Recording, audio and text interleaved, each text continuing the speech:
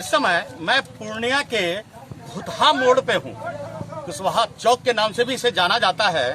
जैसा कि आप देख रहे हैं कि यहाँ सड़कों की स्थिति बदहाल है। बद से बदतर स्थिति में लोग जनजीवन यहाँ मुहाल हो रही है। ऐसे में आम आदमी पार्टी के नियाज जी हमारे साथ हैं, बता रहे हैं कि किस तरह परेशानियों से दो चार होते हैं ये प्रतिदिन। आम आदमी को कठिनाई है तो आम आदमी पार्टी के ये कहना चाह रहे हैं कि आखिरकार क्यों रोज लोग नए नए लुभावने वायदे लेकर आते तो हैं, लेकिन हकीकत कोसों दूर है। आखिरकार इन सड़कों की सरकार सुधि कब लेगा, कब सरकार जागेगी। अक्सर चुनाव के सामने कई वायदे किए जाते हैं, बावजूद इसके धरातल पर कोई ठोस कार्रवाई क्यों नहीं होती है। आज नियाज जी आए हुए हैं, यहाँ आप देख सकते हैं कि कीचड़ है, दलदल नुमा सड़क है। मैं कैमरामैन से चाहूंगा कि आप थोड़ा सा ये पहले दिखाएं कि किस तरह की यहाँ सड़कें हैं, और इसी दलदल में नियाज जी खड़े हैं। नियाज जी, आप पहले ये बताएं कि ये सड़क की हालत कब से है।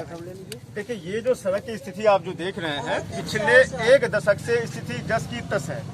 पिछले 10 वर्षों से ये सड़क वैसे ही टूटा हुआ पड़ा है और यहाँ जर्जर है। और यहाँ कई बार चुनाव हो चुके हैं, लोकसभा के भी चुनाव हुए हैं, विधानसभा के भी चुनाव हुए हैं। प्रतिनिधि आते हैं, अपने वादा करते हैं और वादा करके चले जाते हैं। स्थिति सड़क की जस की तस वैसे ही पड़ी है। आपने कहा कि एक दशक से ये हाल है, तो एक दशक में आपने कितनी बार आवाज बुलंद करने की कोशिश की।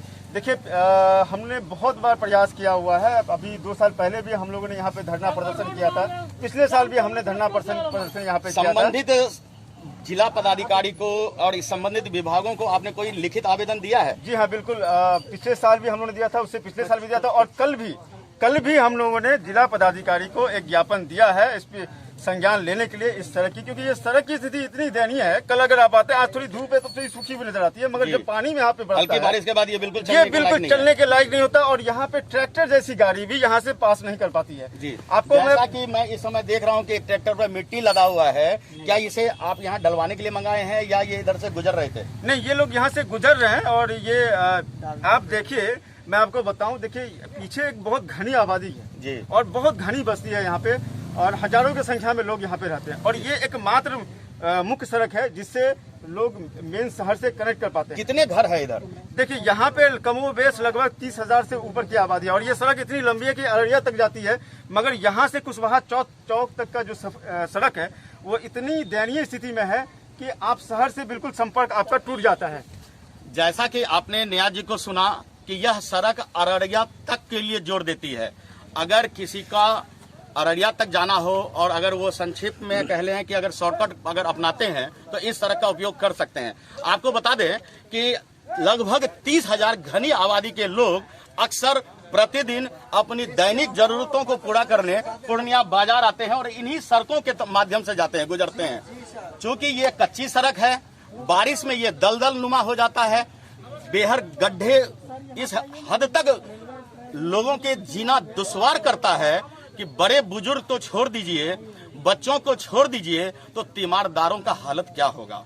अगर कोई गर्भवती है, अगर कोई बीमार है और रात के अचानक उन्हें इमरजेंसी की आवश्यकता होती है, तो विश्वास मानिए यहाँ यातायात की यह सुविधा उपलब्ध नहीं है। इमरजेंसी की कोई गाड़ी आप तक नहीं पहुँचेगी, और पहुँचेगी तो वही बात होगी, ढाक के 3 पात, बड़ी देर हो गई। जी हाँ, आज हम नियाज जी से कुछ और भी बातें करेंगे। इनके साथ हमारे और भी सहयोगी इनके साथ जुड़े हुए हैं, जो ये कह रहे हैं कि बिहार में बहार है, सड़कों का यह हाल है, कब तक सहेंगे अत्याचार, सड़क का करो निर्माण नीतीश सरकार। आप ये बताएं कि इसे को लेकर आपकी रणनीति क्या है। देखिए, मैं आपको 1-2 समस्या और बताता हूँ जो बहुत ही गंभीर समस्या है। देखिए, अभी मकई की फसल कटी है यहाँ पे, और मकई की फसल को बाजार तक जाना है, मंडियों तक जाना है। किसानों की घनी आबादी है यहाँ पे, जो भी यहाँ पे किसान पेशा के लोग ज्यादा है यहाँ पे, वो अपनी फसल को मंडी तक लेके नहीं जा पाते। सड़क एक मुख्य सड़क यही है, इसी सड़क के माध्यम से वो मंडी तक पहुँचते हैं। इसके अलावा मैं आपको बताऊं कि यहाँ पे जो इमरजेंसी, जब भी हेल्थ इमरजेंसी होती है तो उस समय बहुत विकट स्थिति हो जाती है। गर्भवती महिला की हाल पिछले दिनों एक यहाँ पे मृत्यु हो गई, उनकी उसका जो टेम्पू था वो यहाँ फंस गया। और वो निकल नहीं पाया और गर्भवती महिला की मृत्यु यहीं पे हो गई। रणनीति हमारी ये है कि हम लोगों ने, पूरा स्थानीय लोगों ने, हम लोगों ने सबने मिलकर ये फैसला किया है कि इस बार, क्योंकि हर बार जनप्रतिनिधि आते हैं, चुनाव में वादा करते हैं, वादा करके वो चले जाते हैं और सड़क जस की तस वैसी पड़ी रहती है। इस बार हम लोगों ने ये फैसला लिया है कि इस बार अगर जनप्रतिनिधि ने हमारी मांगे नहीं मानी, चुनाव से पहले हम इस सड़क का निर्माण नहीं कराया, तो हम लोग रोड नहीं तो वोट नहीं। जी हाँ, आप देख सकते हैं एक तख्ती है कि रोड नहीं तो वोट नहीं। अक्सर होता क्या है कि बिहार विधानसभा करीब है और जब बिहार विधानसभा चुनाव करीब आता है तो लोगों को अपनी समस्याएं भी याद आती है। सरकार को भी उन कवायदों में मजा आता है कि चलिए आप हमें वोट दीजिए, इस बार तो हम सड़क दे ही देंगे, और चाशनी में डुबोकर जब मीठे वायदे मिलते हैं तो एक बार फिर आम वोटर ठगे जाते हैं। आपको बता दें कि ठगी और राजनीति का बड़ा गठजोड़ गठबंधन है। राजनीति है तो ठगी भी चलेगी साथ साथ, क्योंकि अक्सर वोटों के लिए चुनावी वायदे किए जाते हैं।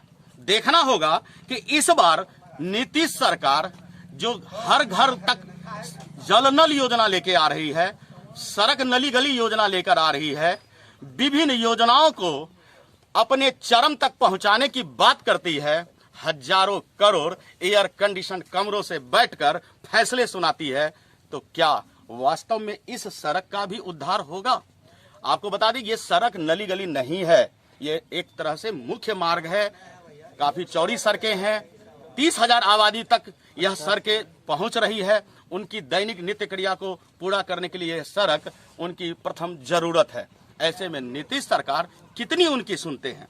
निया जी, हमें ये बताइए कि आप लोगों ने कहा रोड नहीं तो वोट नहीं जी, अब आगे की रणनीति क्या? सरकार को मनवाने के लिए या इस सड़क के बनवाने के लिए आपने कोई रणनीति तैयार की होगी कि अगर ये स्टेप नहीं होगा तो हम दूसरा स्टेप लेंगे, क्या हो सकता है वो? देखिए, हम लोग सबसे पहले अभी कल माननीय जिला पदाधिकारी पूर्णिया को हम लोगों ने विज्ञापन दिया है और एक उनके संज्ञान में दिया है कि आप जल्द से जल्द यहाँ पे कार्रवाई कीजिए। ये इलाका जो पड़ता है वो माननीय विधायक लेसी सिंह का इलाका है। इसके बाद आगे आप जाएंगे तो जो कस्बा विधायक है अफाक आलम साहब, उनका मतलब धमदाहा क्षेत्र में आता है। जी हाँ, ये धमदाहा क्षेत्र में आता है। और ये इस विडम्बना ये है इस सड़क की कि आप आगे जो मुख्य सड़क जो आप देख रहे थे, वो सड़क जो है वो माननीय सदर विधायक विजय खनका जी के अधीन है। ये सड़क माननीय धमदाहा विधायक लेसी सिंह के अधीन है। और आगे जो इससे आगे थोड़ी दूर आगे जाएंगे तो वहाँ पे माननीय कस्बा विधायक अफाक आलम साहब के अधीन है। तो हम लोग सभी लोगों को, जितने भी जनप्रतिनिधि हैं, सभी लोगों से हम लोगों ने बात करी हुई है। हम लोग बात भी कर रहे हैं, लगातार प्रयास भी कर रहे हैं कि उन पे दबाव बनाए कि हम लोग इस बार आपको वोट नहीं देंगे, क्योंकि आगे चुनाव आने वाला है।